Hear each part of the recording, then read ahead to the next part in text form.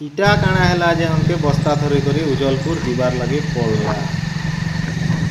जुहार जुहार माँ समझे welcome back to my mini blog. इटा हूँ कैप्सेन उजलपुर जीवार मेन रास्ता बाटे खाली जंगल ही जंगल है। पूरा डबा धरी कर भी हमें जाऊँ नेचर ऑफ व्यू से भाई जंगल रो पूरा देख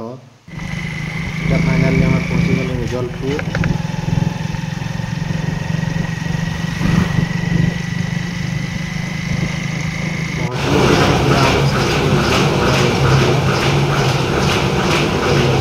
केजी अच्छे पूरा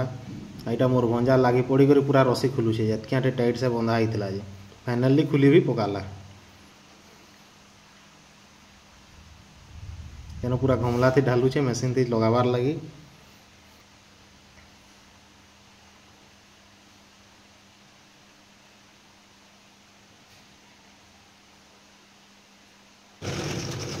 इटा अलग जनकर तेल पेरुछन ताकटा सारले हमरटा पेराम एखन पूरा लगौचे इटा गुटे भी नहीं पड़वार कथा कहली ये पूरा मन ध्यान से लगौचे चलुचे से वाओ पूरा बाहरी गला हमर सरसों तेल एखन देखो मुई तो एतकी आटे बाहरबा कही कर भाभी नहीं थी बाकी पूरा बहुत आटे बाहरुचे आईटा बाहरुचे तार मैला सरसों रो पूरा गदो गदो बाहरुचे पूरा